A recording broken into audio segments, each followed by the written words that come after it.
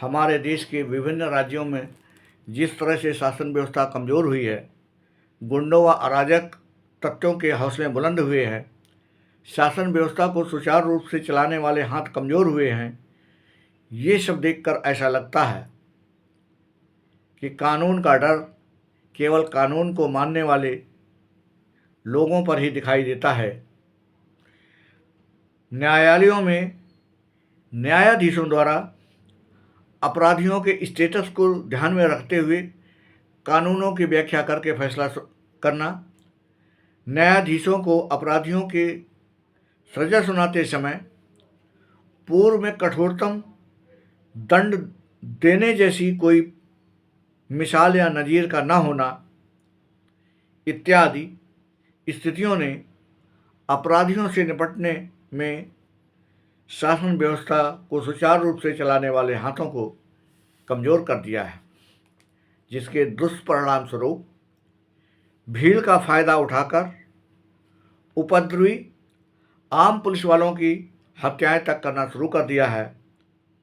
यदि शहीदों द्वारा अररिया, मधुबनी और अन्य स्थानों पर उपद्रव करने पर भीड़ को नियंत्रित करते समय यदि भीड़ के कुछ लोग मर जाते, तब राजनीतिक पार्टियों के लोग शासन व्यवस्था को सुचारू रूप से चलाने वाले लोगों के विरुद्ध उपद्रव करके उन्हें दंडित करने की मांग क्या नहीं करते।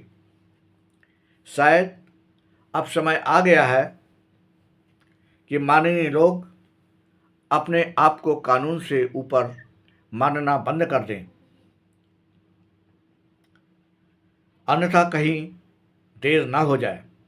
इसी का एक जीता जागता उदाहरण है कि तेज प्रताप यादव की सुरक्षा में लगे पुलिस कर्मी को होली के दौरान नाचने के लिए यह कहकर मजबूर कर दिया गया कि नाचो, और यदि नहीं नाचे तो सस्पेंड करवा देंगे। अब स्थिति यह उत्पन्न हो गई कि यदि सुरक्षाकर्मी नाचे तो भी सस्पेंड, और यदि ना नाचे तो भी सस्पेंड। दोनों ही स्थितियों में सुरक्षाकर्मी को सस्पेंड ही होना था। नाचने पर सुरक्षाकर्मी को वरिष्ठ अधिकारी ने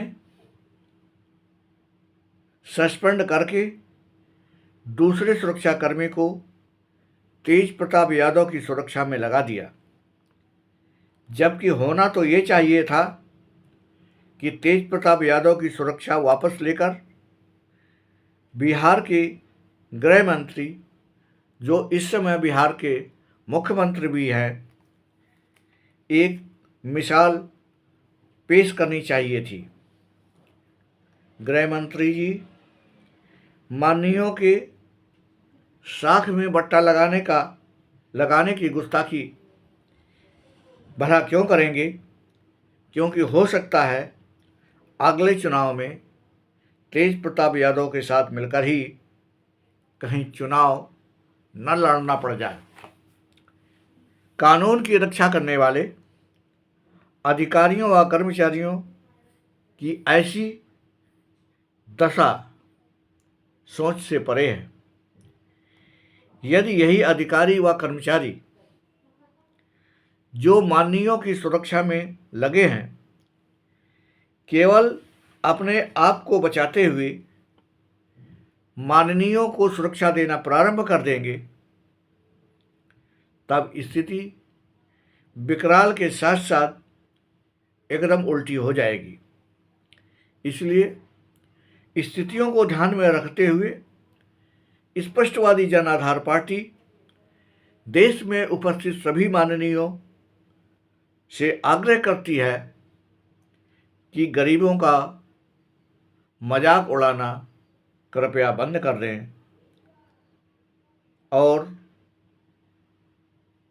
कानूनों में जो सही व्याख्याएं अपराधियों के लिए की गई हैं उन्हीं के अनुसार अपना आचरण प्रारंभ करके देश के विकास में अपना सहयोग प्रदान करें, जिससे प्रदेशों और देश की